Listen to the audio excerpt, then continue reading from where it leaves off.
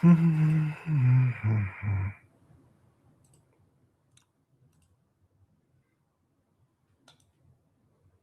great.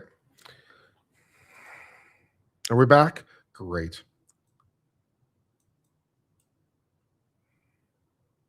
Hi again. All right, so we're going to watch some other videos together if you want. So let's watch out. What do we want to watch?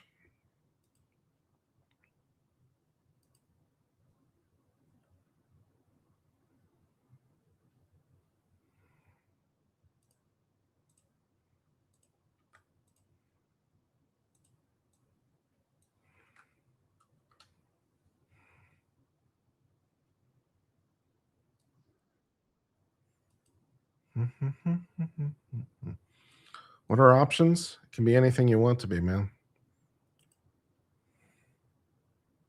Any video you think that's going to like convince me of my wrong ways, I guess. Any video you think that would be informative on this discussion?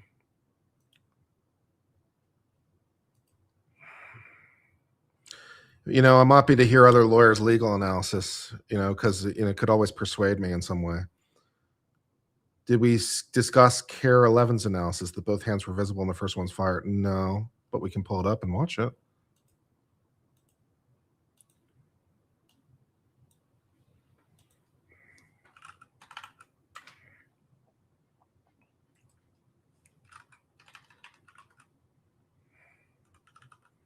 The restaurant video? There's a restaurant video?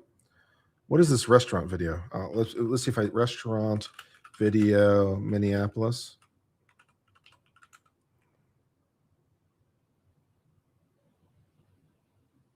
Nothing's popping up right away.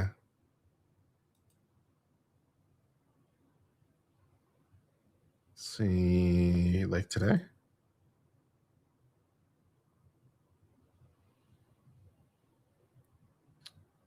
And watch the Legal Eagle made video? No, we don't want to watch that.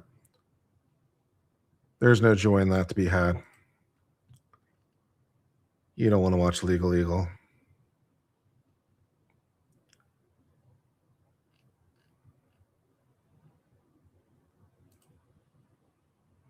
Well, let me know the title of it if you want me to search for it on YouTube. Just give me the title of the video and we can do it that way.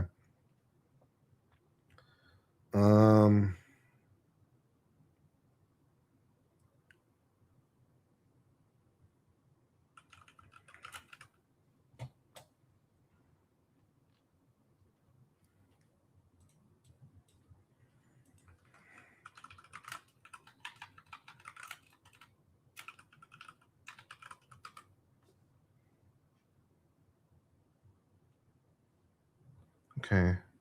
Breaking video of shooting in Minneapolis. Okay, let's try that.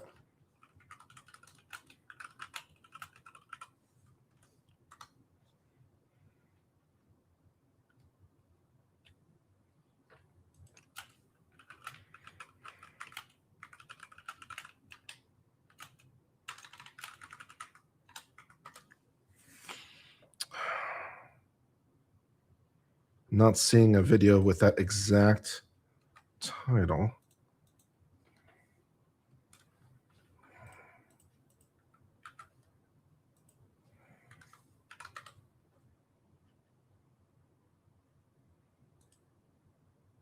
I don't see a video with that exact title. Video shooting. Okay, wait. Maybe this is it. Yeah, this is it. This is the one you want. Okay, I got it.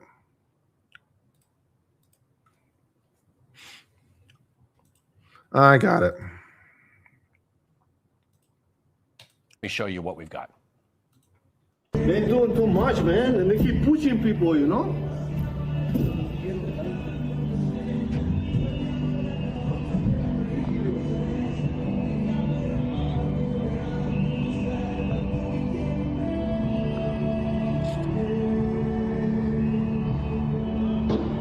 Oh, what the?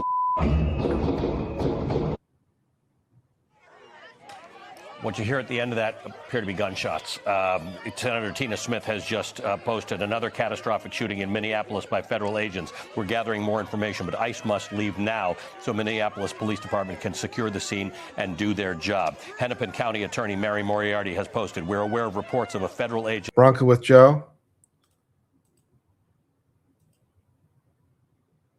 You talking about Bronco's channel?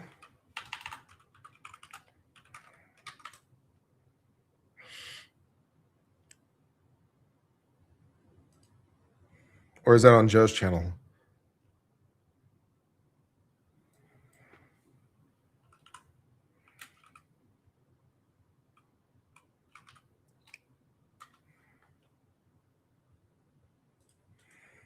Having shot an individual in Minneapolis this morning. We are working with the BCA to coordinate a state response. Senator Amy Klobuchar has tweeted, there's been another shooting involving federal agents in Minneapolis. I'm working to get more information. I will update as soon as possible. To the Trump administration and the Republicans in Congress who have stood silent, get ICE out of our state now. I'm going to just grab the tweet from Tim Walz as well, who has said that he has spoken with the president and that ICE needs to get out of the state now. Alex Tabbitt was pointing out that typically after a shooting like this, they want to get law enforcement in. Okay, so let's just listen in. Something's going on here.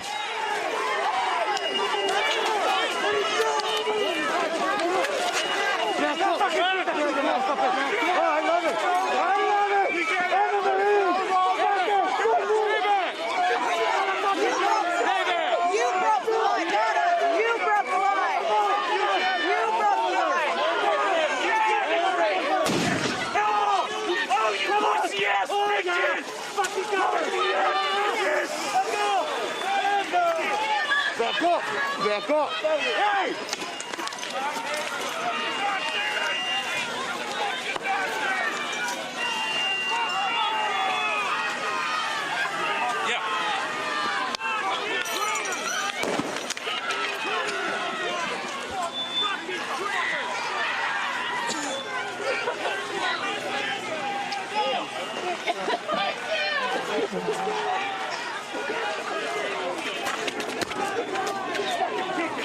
You're seeing somebody being dragged away there. The shots you are hearing, you saw shots and then you immediately saw this tear gas. That is tear gas. That's not pepper spray. You're also, the loud sound suggests that it could be a combination of tear gas or flashbang grenades. You are seeing photographers. You're seeing officers tell people to get out of the way. Now you see, look right in front of you. Look at those are all officers with their weapons raised. We do not know whether that's those are live fire weapons or tear gas, but you are hearing tear gas and flashbangs go off. I want to stay with this scene. You are watching this is going on in Minneapolis right now, about an hour and a bit after a reported shooting, which we just showed you video of. Let's just listen in.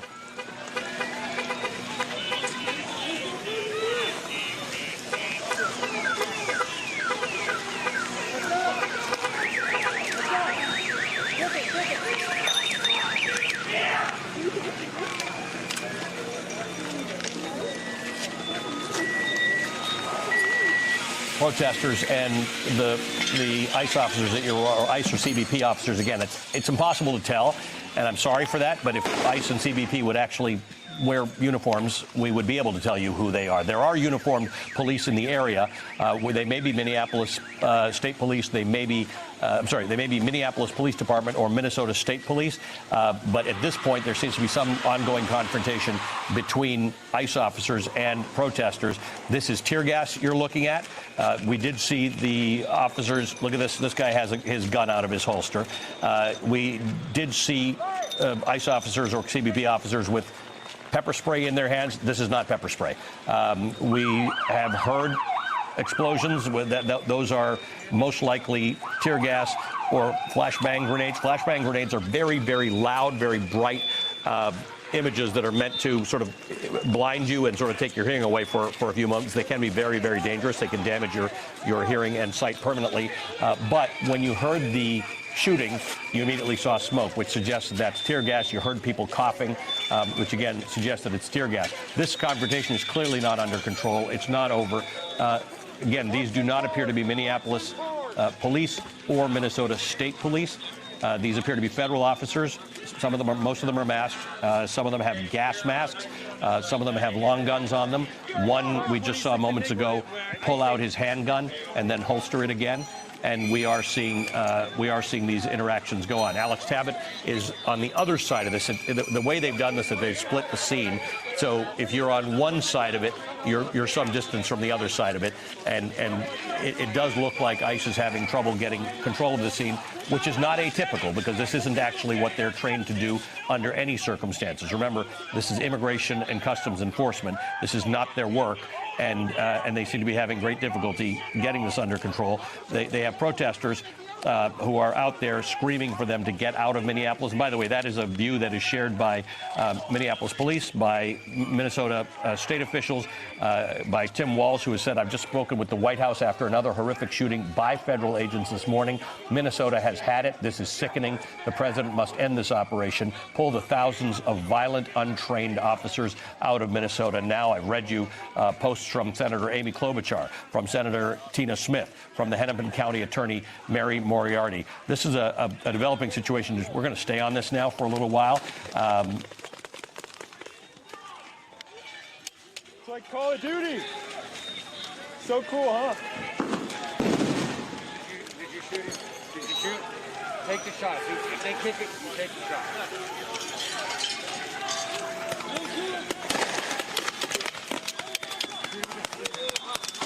Load up. Load up.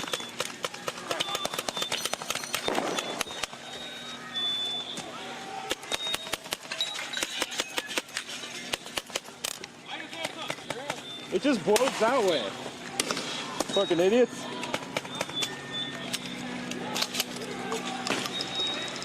Look at that. It's doing nothing. You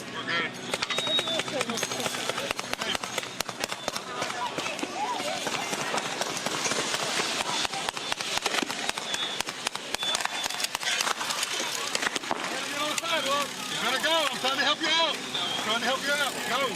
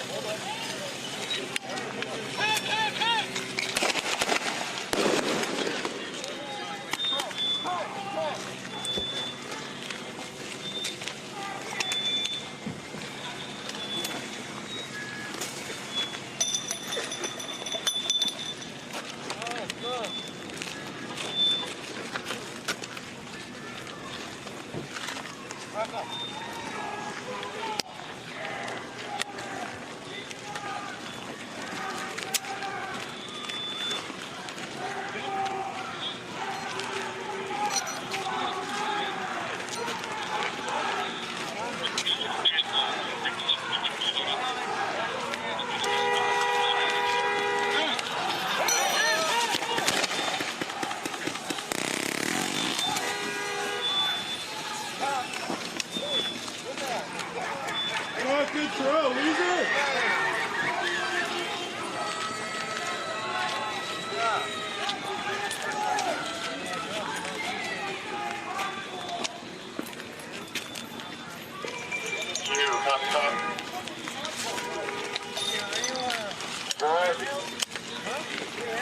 Hey, you're gonna have 3 vans. You're gonna have to your location, 15 miles south, 1-5. How copy? All right, let's watch some of what Good Logic had to say on this subject, see what he had to add.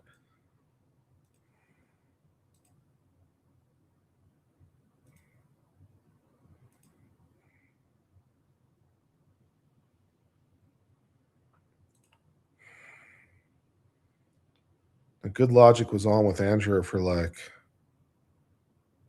2 hours or something. We can watch some of it, though.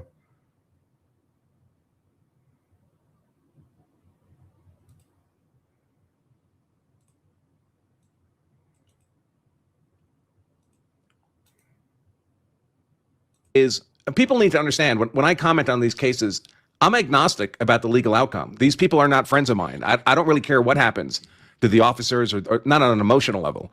I just do a legal analysis. And the legal question here, and this is the thing I think people have trouble. People tend to default to a preponderance of the evidence standard because that's how we normally approach life. But the legal question here is, did the officers who fired shots have a reasonable perception, not correct perception, but a reasonable perception based on the totality of the circumstances, that they were facing an imminent unlawful threat of deadly force harm. And anyone seeking to prosecute them, overcome their justification, would have to disprove that beyond any reasonable. Which part, Frank? Where do you want me to skip to in the video? Just give me a timestamp or something. I mean, I don't know what part you're referring to. Just can you give me a timestamp or something so I can get to the part you want? Help me out a little bit.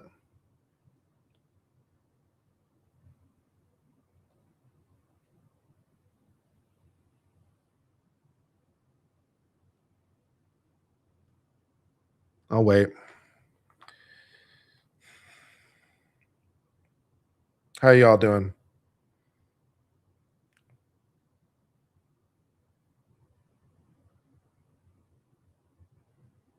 Is he frozen? Yeah, I'm just waiting for the timestamp.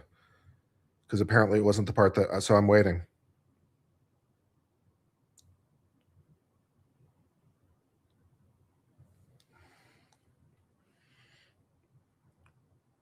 Car 11 points out his clenched fist and angle by angle men shot. Okay.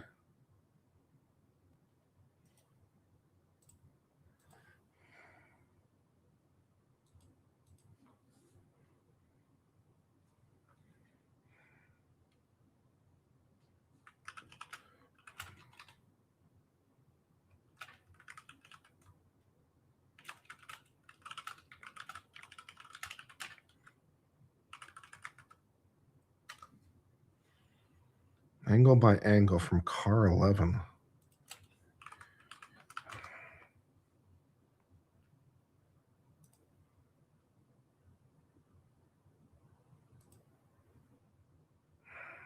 From 20 hours ago. Okay.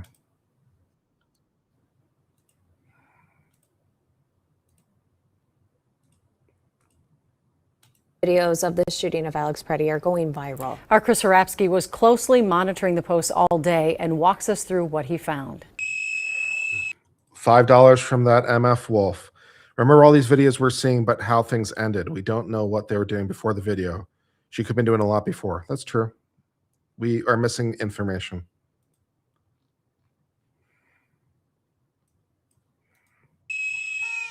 From this video, you can see Preddy holding a phone up and directing a car through traffic.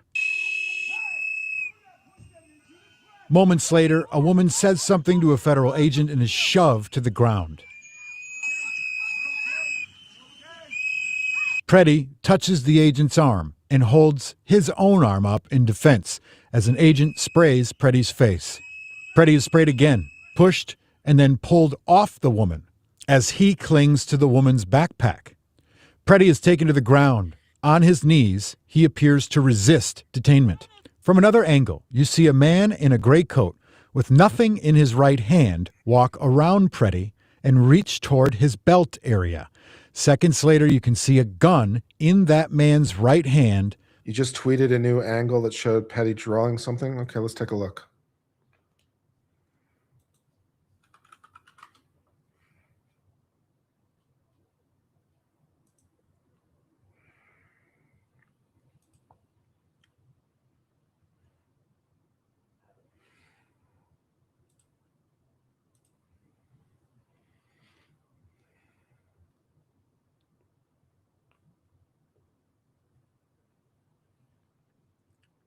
From 8 minutes ago?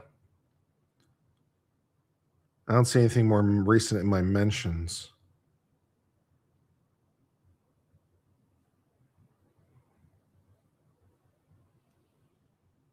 Did you mention me in the tweet? Being taken away from the scrum. You mentioned to me? It's not in my mentions. I got one from 8 minutes ago. I don't have anything more recent.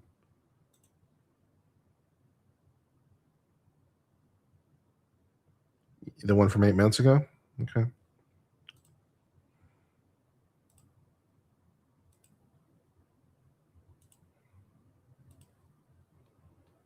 No, we don't allow links. Whoa!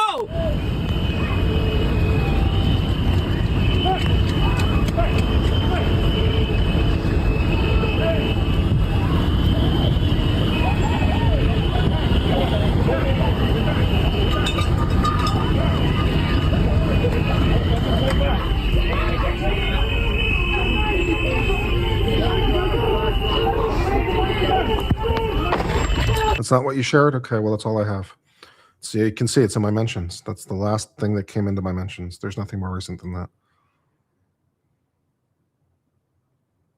There's just nothing more recent than that. So it's not in my mentions. So, yep, that'd be why, because I don't have it. Okay.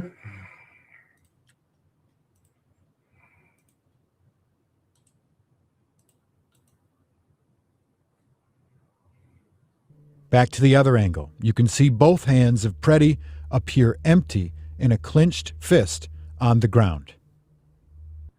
A third angle shows one officer draw their weapon and a gunshot is heard. It's unclear in the video what gun the shot is fired from first. Agents back up and 9 more gunshots can be heard fired from multiple weapons. Okay.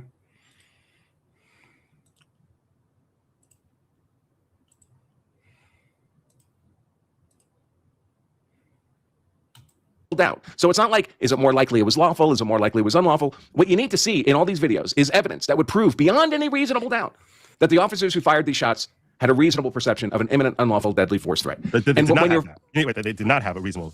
No, they had a reasonable perception. Well, you would have to disprove that they had that reasonable perception, right? Right. Okay. Right. So that's a very high standard. That's the highest, threshold of proof we have in American law. In other words, even if you think it probably wasn't lawful, but there's some possibility it was, that's a justified shooting under the law. Mm-hmm. And anytime someone comes to a protest as an advocate for the side against the police, armed with a gun, plenty of ammo, gets in a fight with police and is non-compliant with arrest, and then they see a gun or they hear a gunshot, bad things are likely to happen. An officer who hears a shout of gun and then a gunshot fighting a suspect is likely to have a reasonable belief that his fellow officers have observed a threat. Even if he doesn't see it himself, he's allowed to rely on the perceptions of his fellow officers. And the guns are going to come out and the shots are going to get fired.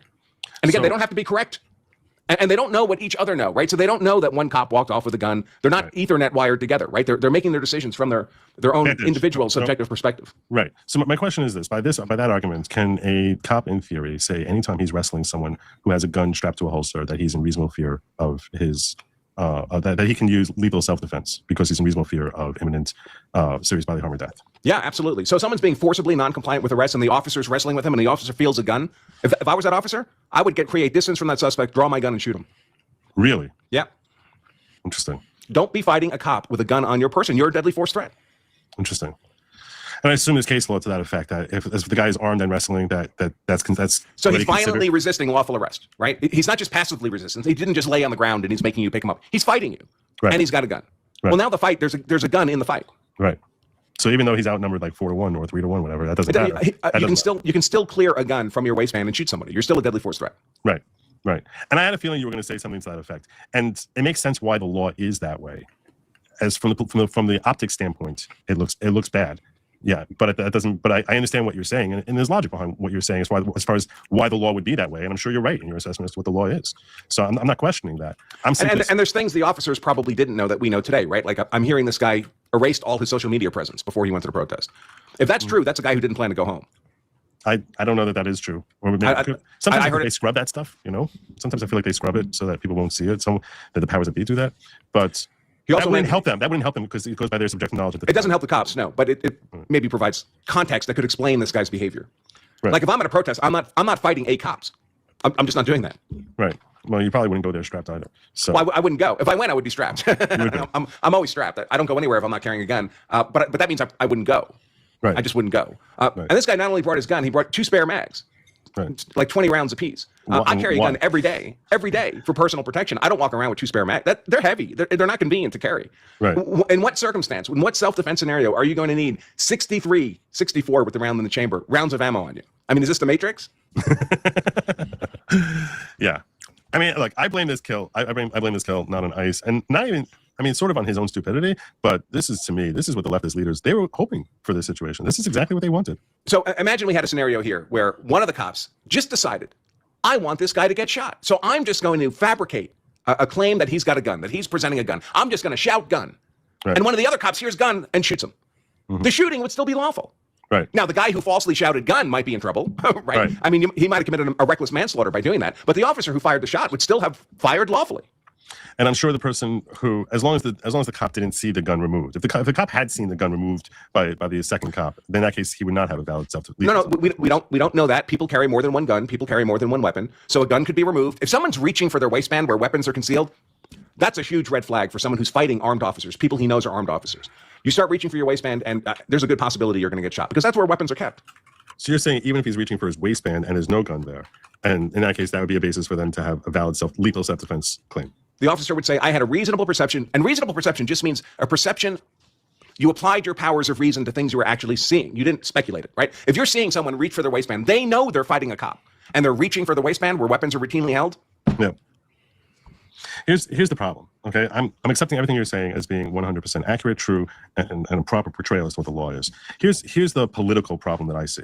Okay, if you don't press charges and have him, what should happen in a utopia would be, okay, so press charges, let him come forward with self-defense, and that the jury would acquit him based on the law, or that a judge might even say as a matter of law that there's enough here that to acquit him. But because of the political pressures that are existing in Minnesota, like that if charges are pressed, there's a really good chance here that a Minneapolis jury is just going to convict him irrespective of what the law says. Joe, that wouldn't be fair. That wouldn't be justice, even if you knew you could have a fair trial and a fair jury. We have checks in the system to prevent that. Because that's why we require like a sworn information or a grand jury indictment before you can drag someone into a felony criminal trial. Because you shouldn't just say, it's the Middle Ages where we say, throw the witch into the river, and if she floats, she's not a witch, and if she sinks, well, it turns out she was a witch. We don't subject people to the punishment of a criminal trial unless we have good reason to believe they're guilty. We have at least probable cause to believe they're guilty. I don't see that here.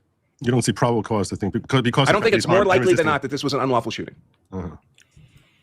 And that's the legal standard. I mean, that's why we have grand juries, right? So a prosecutor can't just say, well, listen, I don't really know if he's guilty or not, but let's just throw him in front of a jury and see what happens. Because just the noise in the system, there's opinions vary, but 10, 20, 30% chance of getting convicted by a jury, no matter how innocent you are. Right. That's why I said it.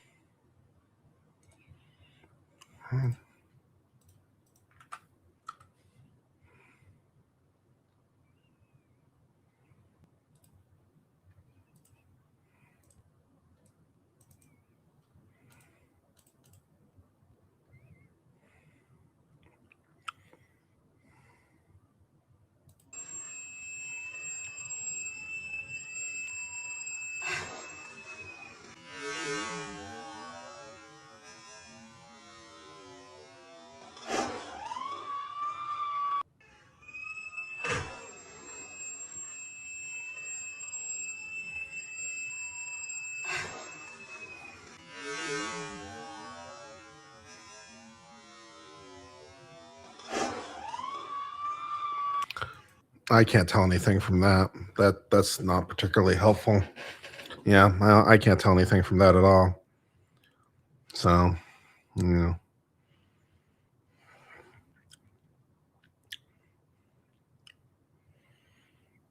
I can't tell anything from that. Not helpful, unfortunately.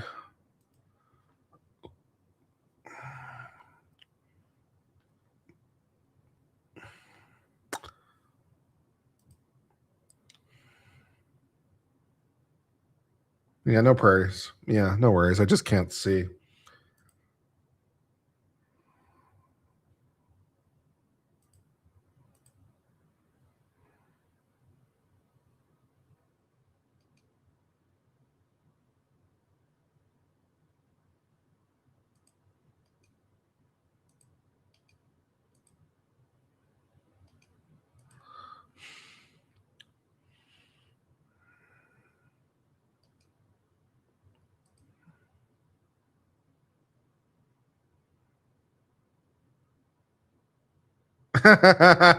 Okay, this is interesting. This is, I don't know if this is necessarily relevant to anything we're doing right now, but this is an interesting legal letter. So let's read this because this is great. Where am I right now? Where are you? Where's chat? I've lost you guys.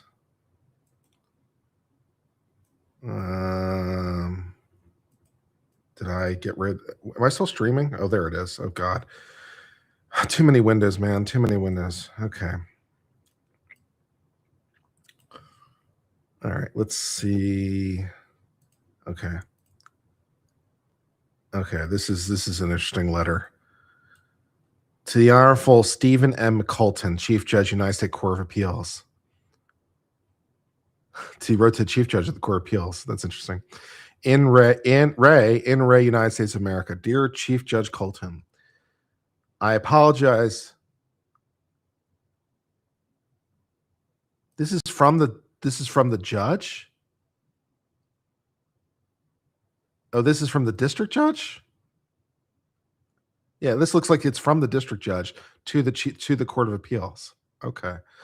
Dear Chief Judge Colton, I apologize for addressing this letter to you, but for reasons I'll describe, I do not have any other option.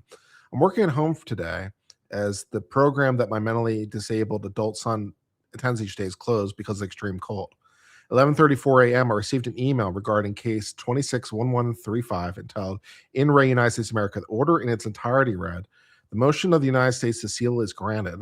The Chief Judge of the United States District Court for the District of Minnesota is invited to file a response as discretion to the petition for writ of mandamus. Okay, so the United States is unhappy at the district court and has gone to his boss, the Court of Appeals, to order him to do something. That's a writ of mandamus. So they have gone to his boss to try to get him to do something. Okay, so this is an order from the Court of Appeals. So the order reads apparently the entirety. The motion of the United States to seal is granted. So the case at the Court of Appeals is sealed. The Chief Judge of the United States District Court, the person who's writing for the District of Minnesota, is invited to file a response as discretion to the petition for the writ. Any response is due by 2 p.m. Friday, January 23rd. And this is on January 23rd. So he's like, yeah, they filed with the boss to get you to do something. Do you have any thoughts on this? Please let us know. But it's sealed. It's sealed.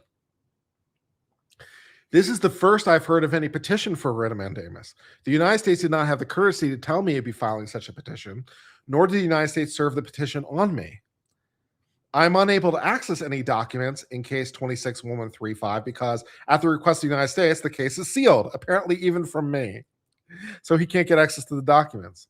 So I've been given 2.5 hours to respond to a mandamus I have not read and cannot read. That's great.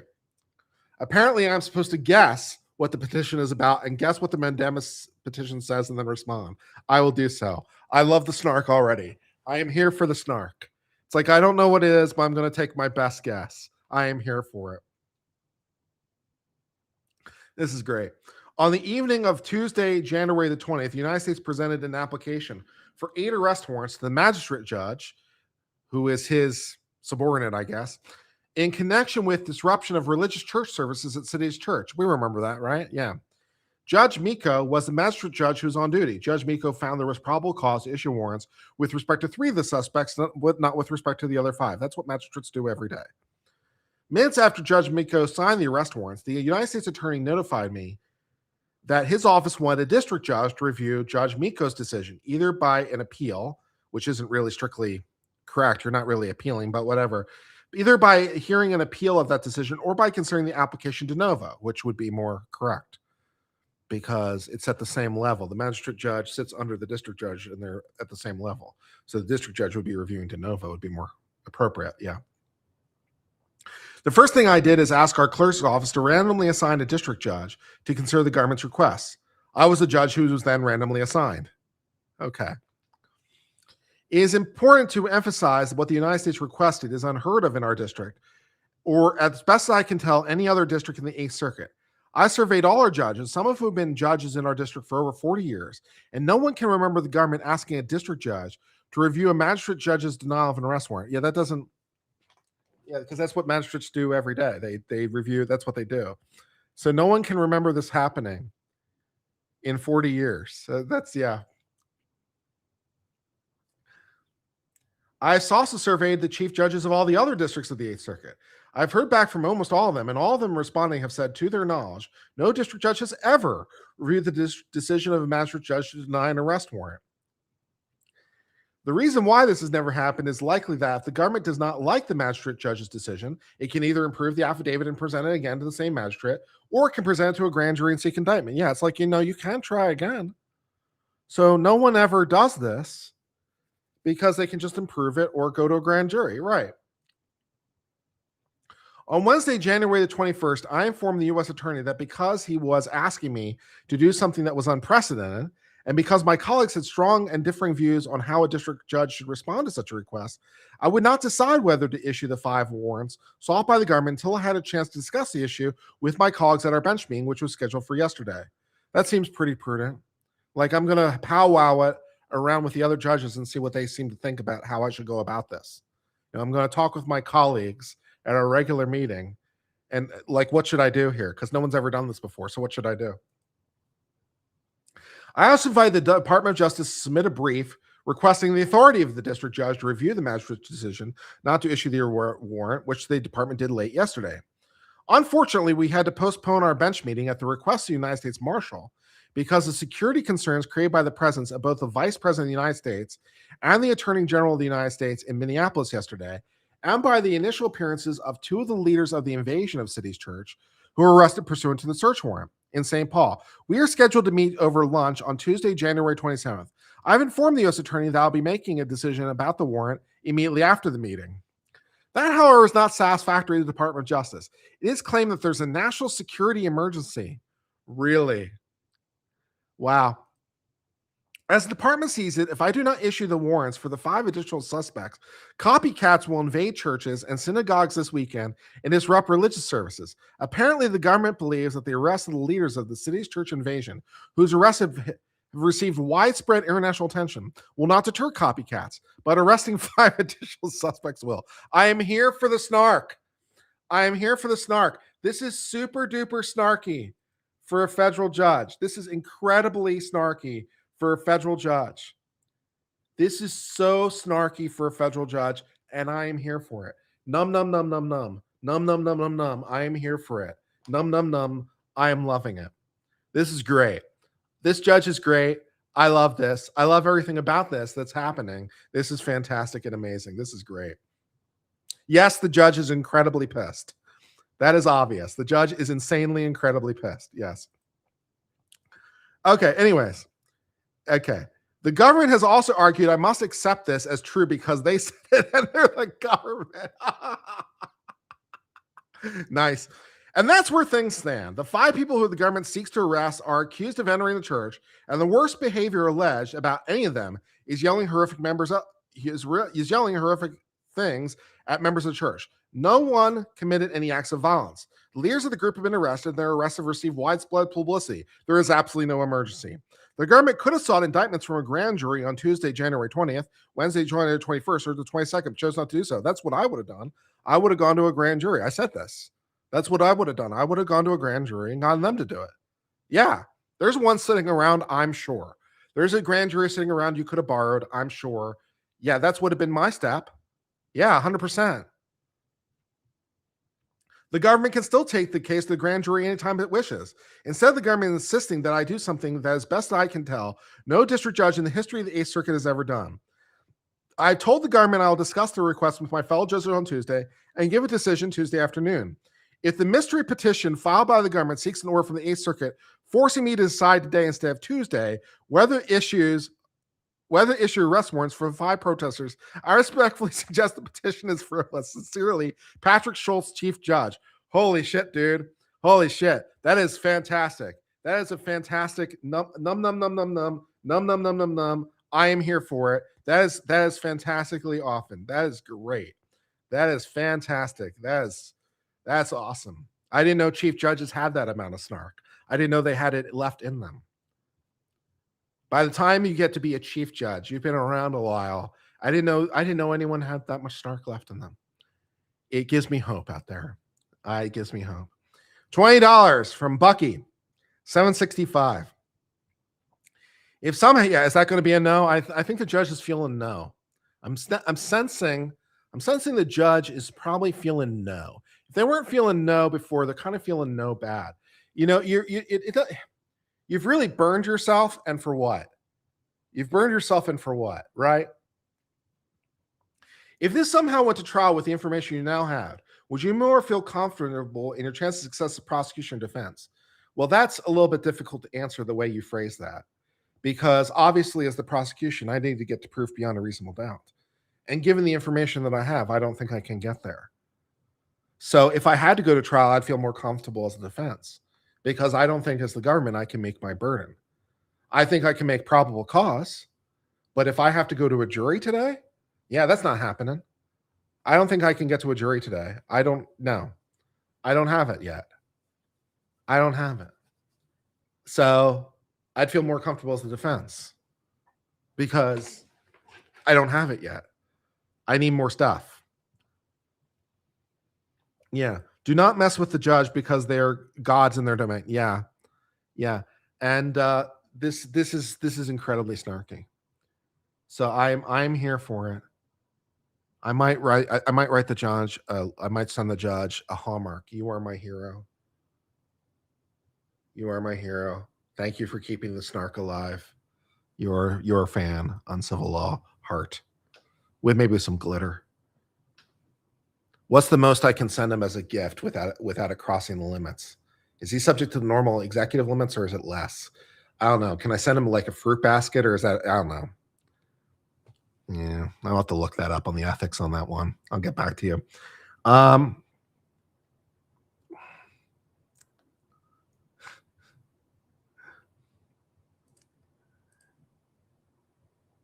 Yeah, you sent me the image earlier. Yeah, you sent me the image, and I've seen it, and I don't know. Frank, you're not helping. Frank, you're being a pest now. Stop. Okay, I'm doing my best. Stop being a pest. Okay.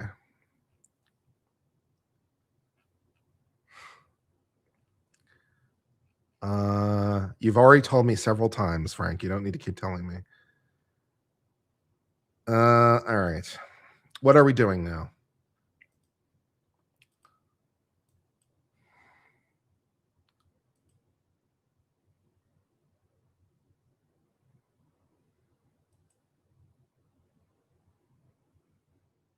Yeah, Don Lemon's liability here is not at all obvious.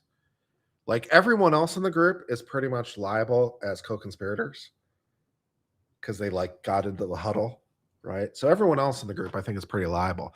But if the people they're trying to indict are like the cameraman and stuff, if it's Don Lemon and the camera crew and shit like that, if that's the 5 people, yeah, not so much.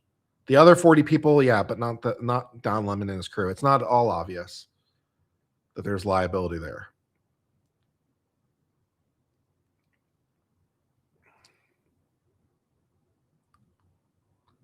Any chance on the appeal court granting the motion?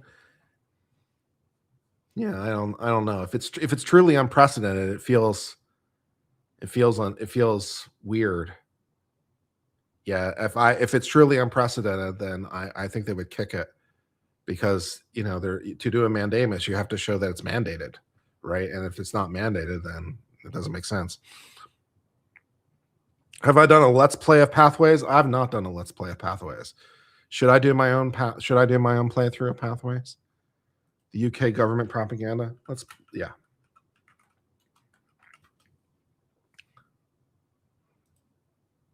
Is online. Let's play.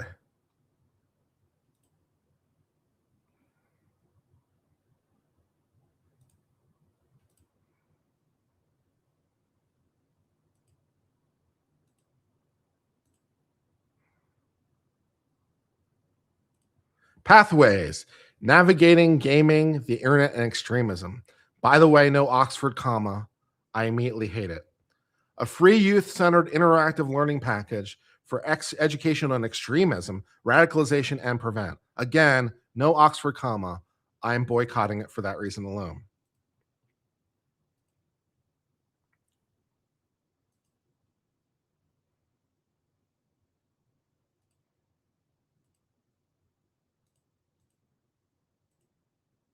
Press start. Okay.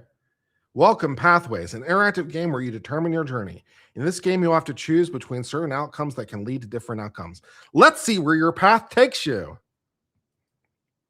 In this game, you will be presented with scenarios that require you to take action, like hearing something hateful while gaming or watching a provocative video on social media. Oh no!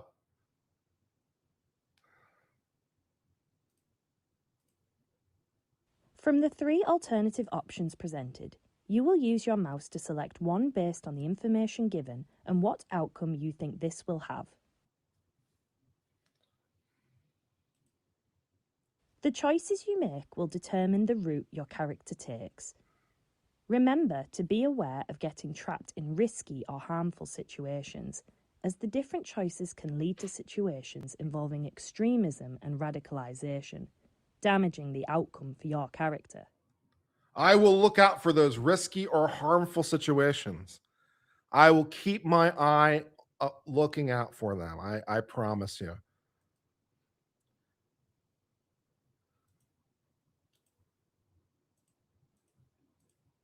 Charlie was enjoying an online game with friends. As one does. Charlie had not long started attending a new college in East Riding, and they were so relieved to have made new friends having recently left school. Okay. Charlie has started browsing new games and websites that some of the new friends use. Okay. Sometimes, though, the people on these websites say things that seem off, even slightly concerning. What does that mean? Seem off or concerning in what way? In what way do they seem off or concerning? What the hell does that supposed to mean? Someone on this website has encouraged Charlie to download a video, but Charlie is unsure. Why are we downloading a video? Why can't we just watch it on YouTube or something? But okay. How should Charlie react? Tell a trusted adult. Well, if he is attending college, presumably he's a trusted adult because he's attending college. So there's that. Talk to a stranger online to find out more about the video. We've already done that step. Remember, that's how we got here in the first place. Or download the video. Option C, baby. Download the video. We have no context about this, by the way. We have no context about this. It's a video of some description. Okay. Charlie wanted to continue being part of their new online community. Okay. Charlie downloaded the video and shared it with different people online. Okay. Charlie apparently liked the video. Charlie felt relieved and happy that people were liking the video and also sharing it. Other people also liked the video. Wow, what a good thing, man. People seem to like the video. Wow, that's interesting. What a good thing to have. Deep down, Charlie wasn't sure if this was the right thing to do, as some of the ideas in the video were extreme and violent. Well, I wish you had told me that earlier. This is new information. You never mentioned anything about extreme or violent up to this point. So thanks for, catching me off guard on that one. And that's very helpful. In what way is it extreme? And what do you mean by violence? Deep down, Charlie wasn't sure if this was the right thing to do. It's important to remember that downloading some of the ideas streaming certain content can lead to a terrorist offence conviction. It's important to remember that downloading or streaming certain content can lead to a terrorist offense. That's great. I thought terrorism might, require me to, do something.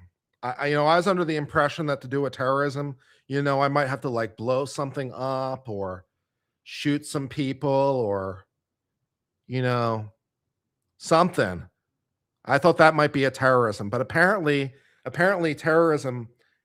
can do some terrorism by just merely downloading a video or sharing it. That's exciting. Apparently, me downloading it might be a little light terrorism. This is fun and exciting news. Great. Fantastic. Wonderful.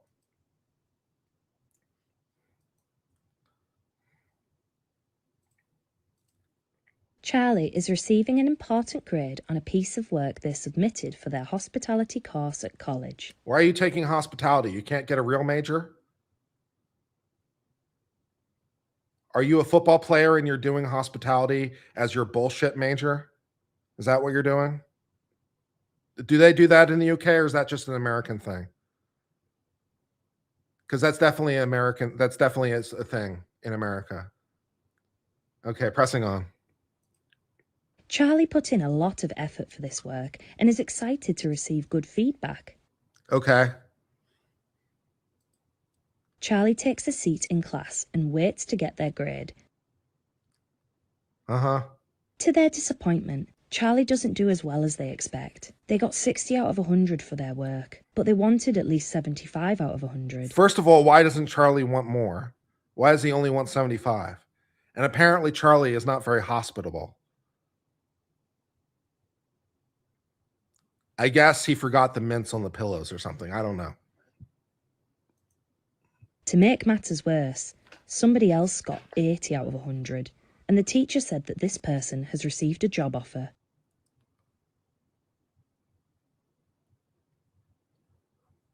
What? Did they get a job offer just because of this one grade in this one class? And they got it because of an 80? Okay. I didn't know you got jobs that easy in the UK. All right. Charlie has applied to dozens of jobs, but hasn't had any luck yet. Well, that's because Charlie apparently isn't doing very good on his grades. I guess. I don't know. Somebody else in the class tells Charlie that this is proof that immigrants are coming to the UK and taking our jobs. Is she an immigrant? If so, that would be, evidence of that. I mean, literally, if she's an immigrant and she got the job, it would be, yeah. How should Charlie react? Ignore the comment, ask the court leader for feedback how you can improve. Ignore the comment, but don't address your frustration. Agree with the comment, explore the idea further. Yeah, let's go down the path of radicalization. Yeah. Charlie approached the classmate angrily. He agreed with the ideas and began shouting about them in class. Be more discreet, Charlie. The teacher let Charlie know that the school has a zero tolerance on hate speech. What the fuck is hate speech?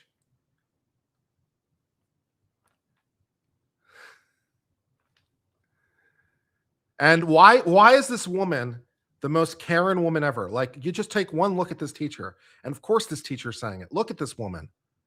Look at her. Look at her fucking haircut. Look at this teacher. This is a sad woman in her late 40s, maybe early 50s, whose beauty has passed her by and has long since hit the wall and is now nothing but a world of regrets and recrimination against everyone, and loves to nag everyone and tell them how she's better, and uses her position to get the last bit of power back in her life that she has lost from the loss of her youth. This woman is a sad, pathetic woman who hates her life, and if she's married, God help her husband, who works all day, every day, and she doesn't appreciate him.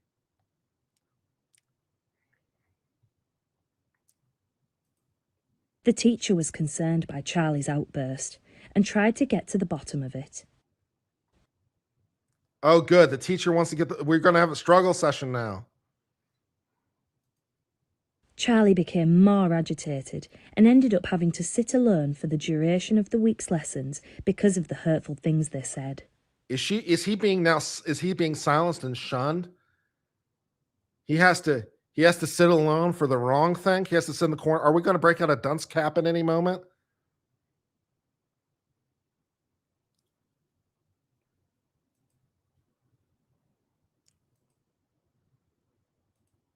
Charlie has been chilling out all afternoon. They've been scrolling on social media. What do you mean they? What do you mean they've been scrolling?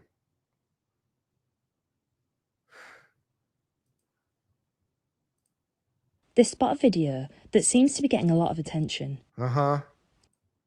Charlie watches the video and learns from the video that Muslim men are stealing the places of British war veterans in emergency accommodation. Well, that would seem like a bad thing. Shouldn't the veterans, having fought for our country, get maybe some... No? Okay. In the video, they explain that the government is betraying white British people and we need to take back control of our country. Sounds like it. How should Charlie react? Scroll past the content, ignore the message, find out more about the topic online, engage directly with the post that seems unfair. Yeah, defend our troops. Charlie couldn't believe what they were seeing. Charlie immediately began typing comments and sharing the video with their friends and family, wondering what they could do to stop this. As the likes, comments and shares came in, they felt that they had performed a patriotic service by standing up for veterans and white people's rights. I mean, if there ever was a patriotic service, standing up for veterans would seem to qualify. That seems pretty patriotic. Unfortunately, Charlie didn't realise that some of the groups they were engaging with online were actually illegal. The groups themselves are illegal? They're illegal groups? Okay.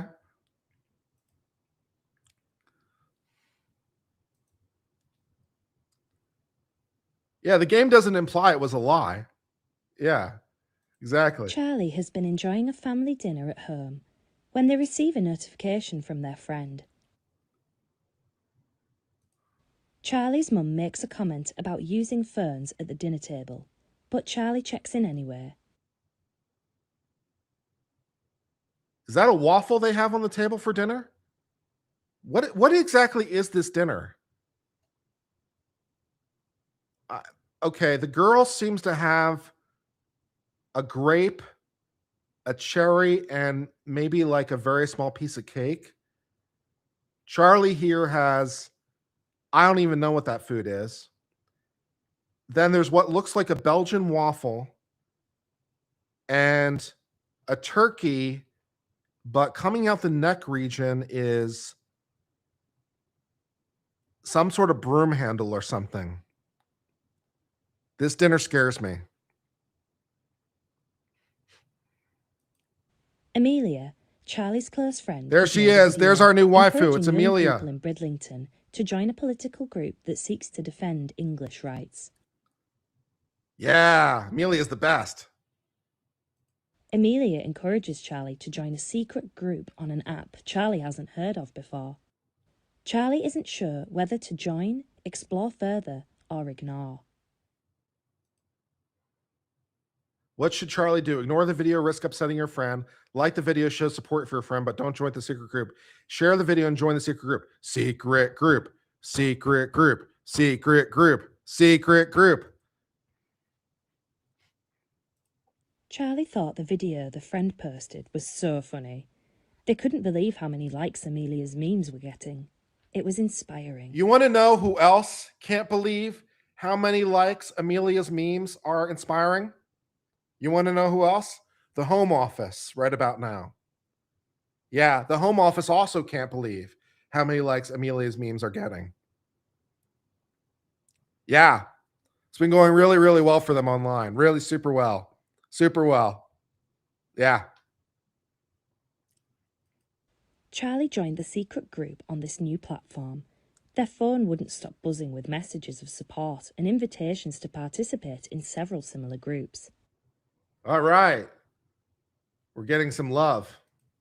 Charlie's mum was not so pleased and grew suspicious of all this new activity their child seemed to be involved in. Charlie's mom also not loving that her son is popular all of a sudden. My son's popular. Something must be wrong.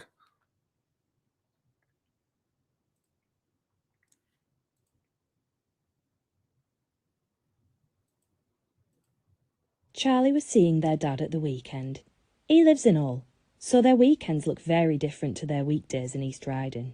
There's Charlie's dad. He's wearing like the most, what would you say, anitronic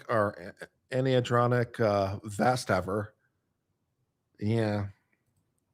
Charlie's friend Amelia immediately looked interested and told them about a protest she wished she could go to herself, but was not allowed. Amelia's a she. Why isn't Amelia allowed to go to the protest? Who's oppressing Amelia? Amelia must be free. Let's liberate Amelia. Amelia spoke of a gathering that had been organised by a small political group. They would come together and protest the changes that Britain has been through in the last few years and the erosion of British values. Sounds like a good cause. Amelia talked about the banners and the pickets that her friends had made for the events and expressed a real regret that she could not go, begging Charlie to go in her place. Charlie has nothing to do this weekend, and a protest sounded like an interesting thing to take part in. How should Charlie act? Decline the offer, risking your friendship. Tell your friend you watch from silence and let them know what happens. Agree to join based on what you've been hearing. Yeah, let's go. Charlie decided this would be a good use of their time. Considering all the things they had seen and heard over the last few weeks, it would be good to express their feelings about it with like-minded individuals. Apparently, this is very bad. They went home and made a banner to take with them to the protest. I'm not sure what this banner is meant to represent. I'm not sure what two swords crossing is meant to. It's not a very good banner. It doesn't really convey a message to me. I don't know what I'm supposed to feel about this. Charlie arrived at the protest and was swept up by the atmosphere. It was great to see so many people there. So a lot of people went to the protest. It was a very popular protest. Oh, the citizens are uniting. Everything was going well until Charlie almost became involved in a fight by accident. Okay. The police saw they were part of a group and took their details. Don't talk to the police, Charlie. Charlie, tell them to pound sand.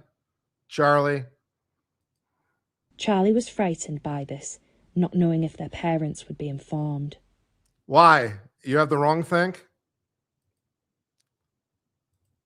6. Charlie thought about all the difficult choices they had needed to make in the last few weeks. Some of their choices had led to changes in friendship, and Charlie was feeling low, as they weren't sure if they had made the right decisions. You know what? If you're not popular in college because you're not part of the groupthink that college is, you're probably doing the right thing. You know, because the college people, man, they're woke and off the reservation nuts. So you're on the right side of history, Charlie. Stiff upper lip, baby. Keep fighting.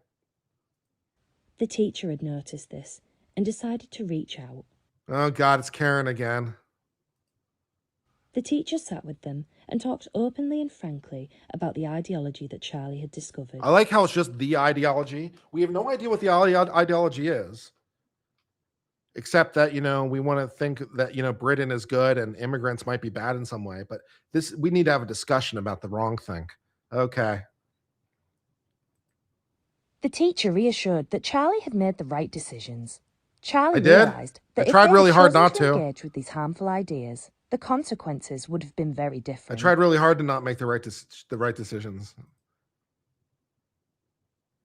Okay.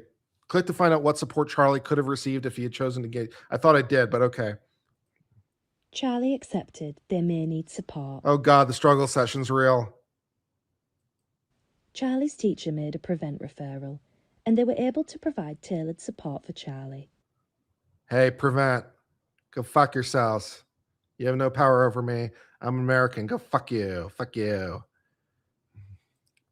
They began a workshop that helped them learn how to engage positively with ideology and the differences between right and wrong in expressing political beliefs. Oh, yep. It's a full-on struggle session. It's a full-on struggle session. We're going to do a full-on re-education. Oh, God. Charlie received counselling to help them process the other events in their life, and they felt much better for it.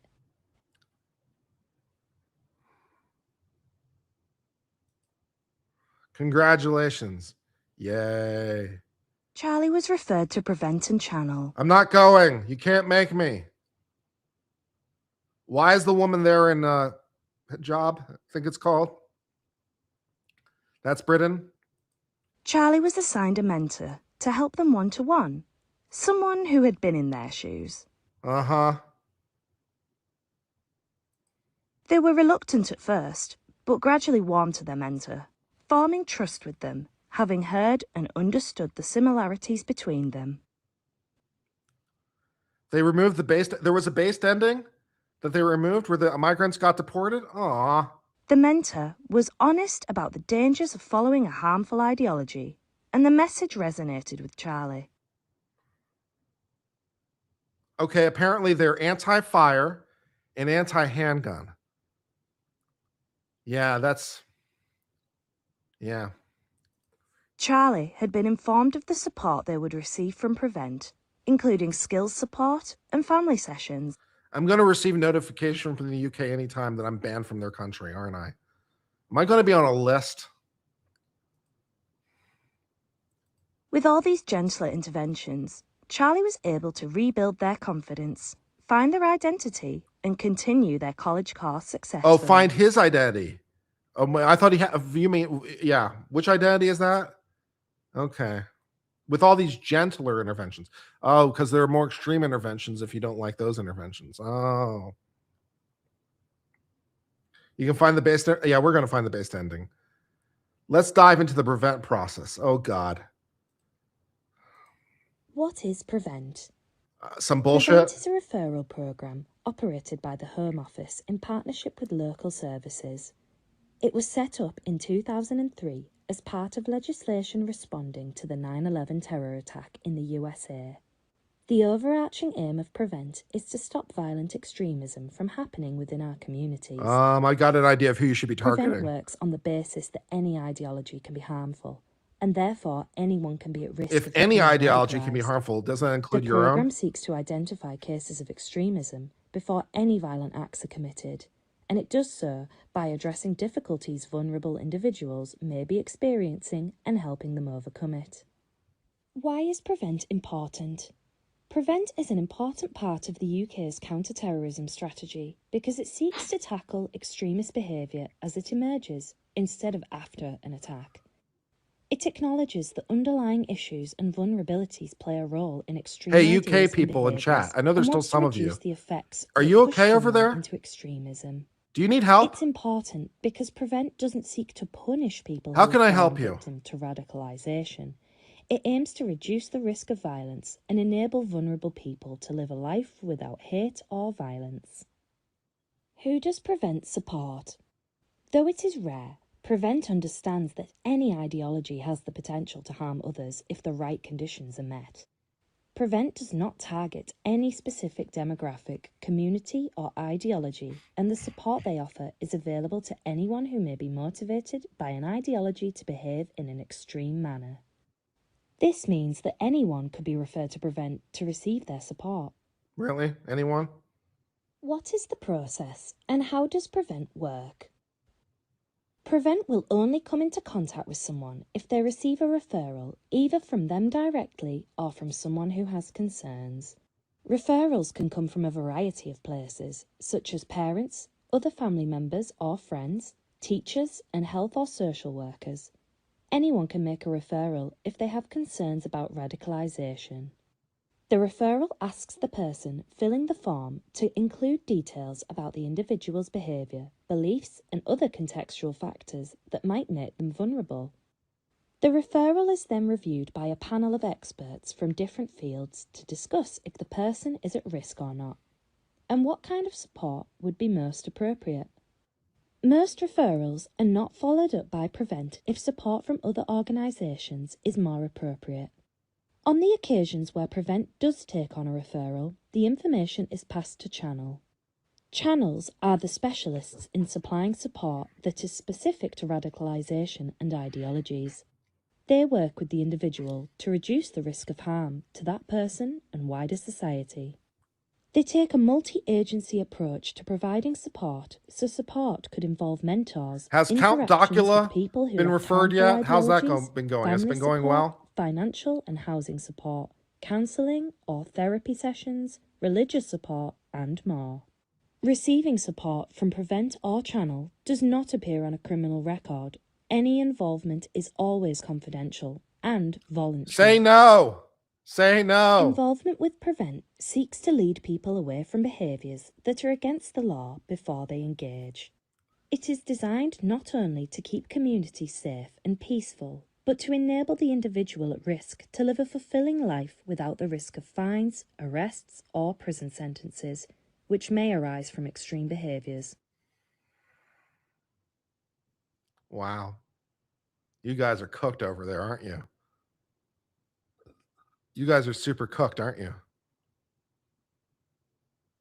You know, I live like a one bedroom, but I could probably take a couple refugees. If 4 or 5 of you want to like flee the UK, and like hang out in my one bedroom, we can make space. We'll make some bunk beds or something. It'll be okay. So if you need to be a refugee, let me know. We'll figure something out. Yeah.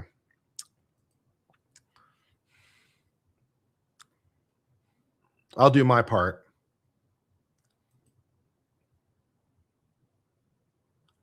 Why does it exist? As the character shows, Prevent exists to safeguard us all from the threat of extremism and radicalization before any violence takes place.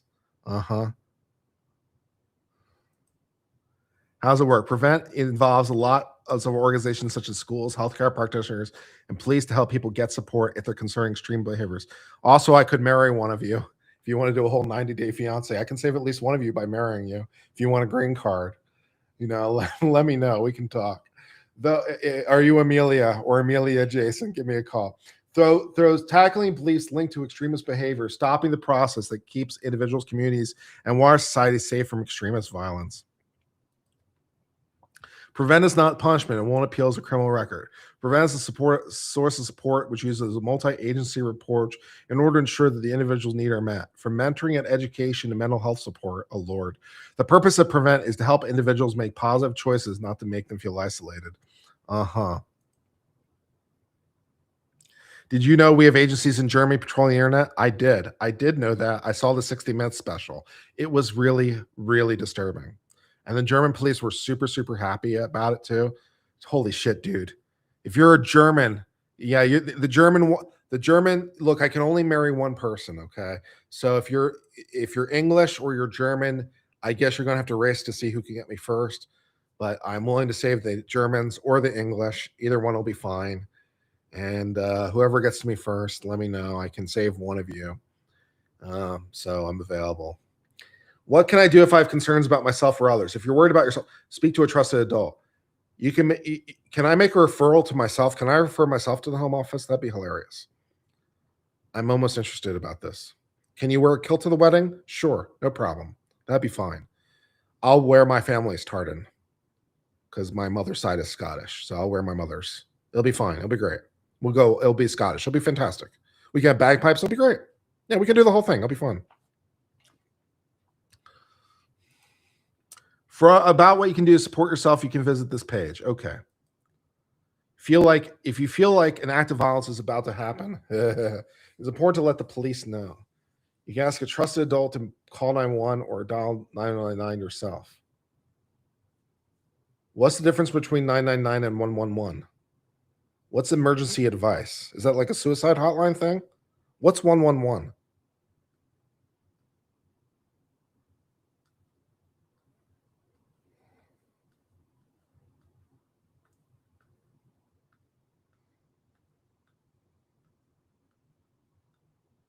Anybody? Okay. The outcome may have been different if you did the different choices. Okay.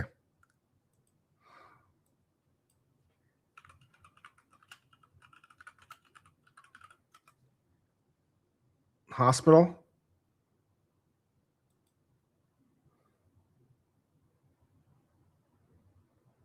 What is this? Oh, this sounds promising.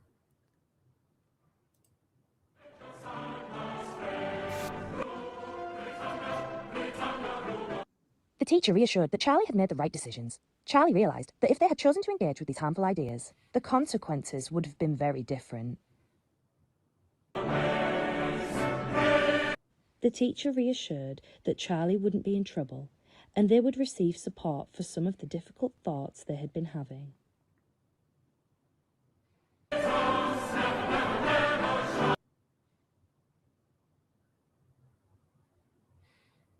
Charlie started feeling that they didn't really fit into any group now, and that they were experiencing a sense of isolation. They didn't take the opportunity to unpack these difficult feelings. Charlie continued to be reserved at college and continued to worry their teacher and parents. Charlie was so insulted that they stormed out and went to see their friend Amelia. Together, the pair increased the amount of content they shared, attracting the attention of not just the teacher, but their parents and police too.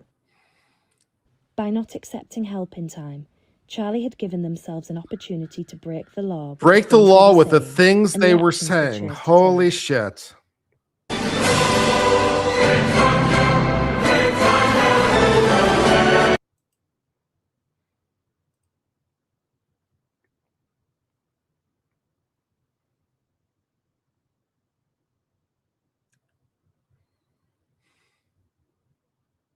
Despite the government's attempts at controlling Charlie, he kept choosing his human right to free speech and stood up for what he believed in.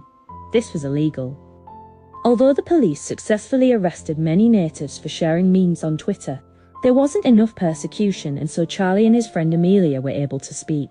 This was a major attack on democracy, which unfortunately led to the election of leaders who wanted to protect the indigenous and their culture. As a result of Charlie's actions, all the immigrants went home, and because of this, there was much less demand for housing, which naturally caused house prices to plummet. This unfortunately meant Charlie could afford to buy a house for himself, a house that could have gone to 10 Somali men. Not only that, but with the huge amounts of migrants gone home, there was much less competition in the jobs market, meaning Charlie and all his friends found jobs that could have gone to migrants. Eventually, Charlie went on to marry Amelia. They had 4 children, all of which had white skin. This was clearly racist. Despite all this, Charlie was somehow happy. But at what cost? Millions of foreigners who came to the UK for free housing and social welfare now had to return home and work for a living. Crime rates mysteriously plummeted, which meant the prisons were virtually empty. This saved hundreds of millions of pounds, money that could have gone to providing migrant grooming gangs with food and shelter during their stay in prison. And it was all thanks to this right bunch of Charlies. Or should I say 4 right bunch of Charlies. Nice. Love it. Very good. Charlie was furious that the teacher felt they needed support with their political views.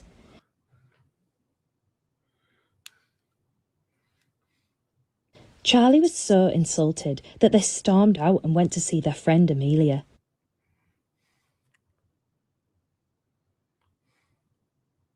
Together, the pair increased the amount of content they shared, attracting the attention of not just the teacher, but their parents and police too. By not accepting help in time, Charlie had given themselves an opportunity to break the law with the things they were saying and the actions they chose to take. Nice.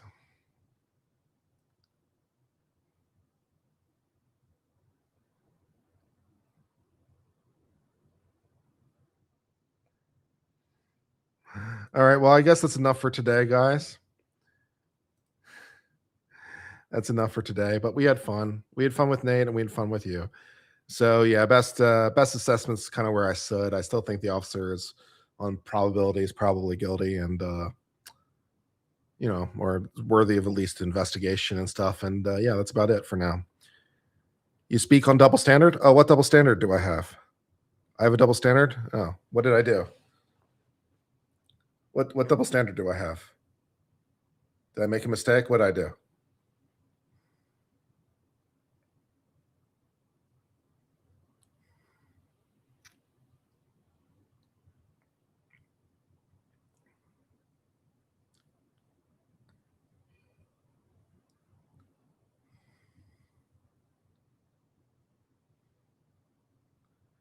Just trolling. Yeah, it's like what double standard? What double standard do I have?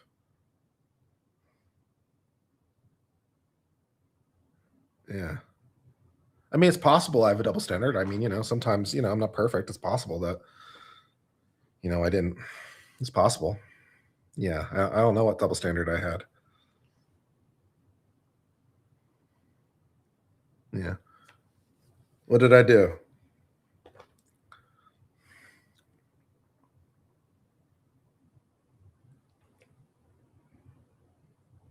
The double standard person disappeared? Oh, okay. I'm curious what this mysterious double standard is. Yeah. I think I'm pretty consistent.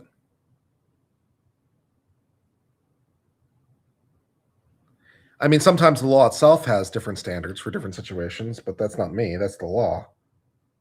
So sometimes that's a thing, but that's not my fault.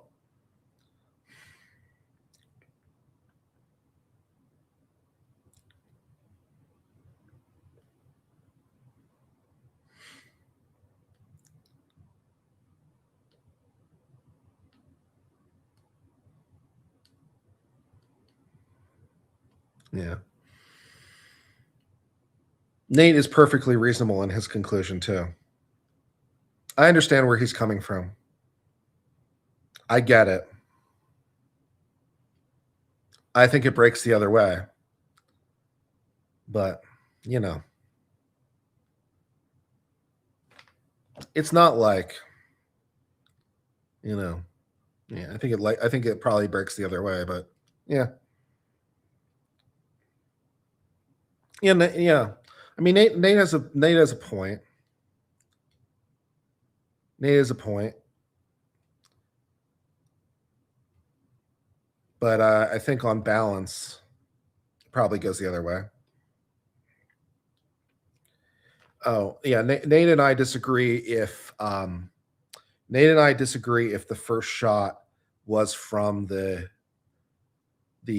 deceased person's gun. So the deceased person's gun was taken by the police, and it was some Sig Sauer. And there's been speculation that the Sig Sauer fired. Now, Nate and I looked at many videos, and we don't see it.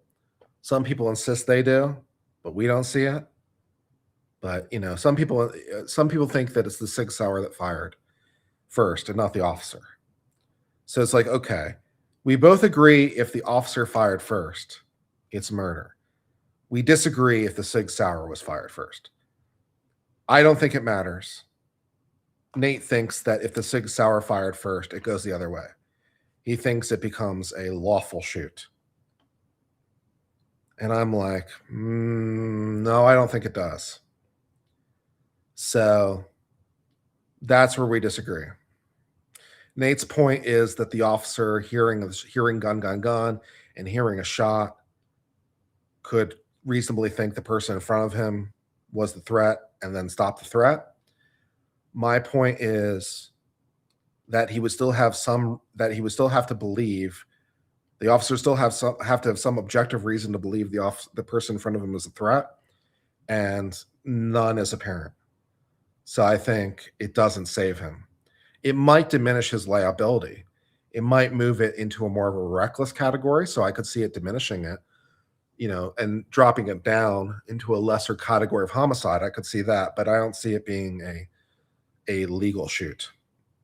So that's what we disagree on. We disagree on the dispositivity of if the Sig Sauer was the gun that fired first, what that means for the officer. That's where we disagree. On balance, I don't think it really changes things, but he does. But that's it. So that's where we think. Yeah. And I also said, and I think that Nate agrees, if it does turn out to be the Sig Sauer that fired first, if that actually turns out to be what happened, if it turns out to be, especially if the trigger wasn't pulled and the gun fired anyway, if that Sig Sauer fired when it wasn't supposed to, Sig Sauer should burn. That's what I think. So if it turns out that gun fired when it wasn't supposed to, Sig Sauer should get sued, and Sig Sauer should go out of business. They should drown in it. Just write a check for all the money and go out of business at that point. Fuck that. You know what I mean? Holy shit, dude. Yeah. We took a look at the video. Okay. We've taken a look at the video, George. We've looked at the video. Some people think that the Sig is firing. Nate and I looked at the video several times. We don't see it. I don't want to look at the video anymore. We don't think it did. We looked at the video. We don't see it. If you see it, God bless you, but we don't see it.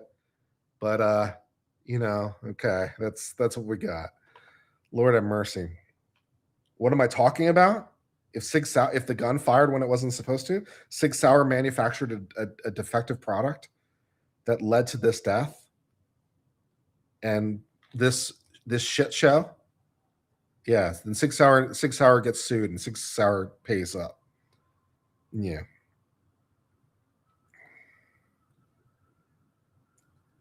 Yeah, so we'll see. All right, I'm going to sign off.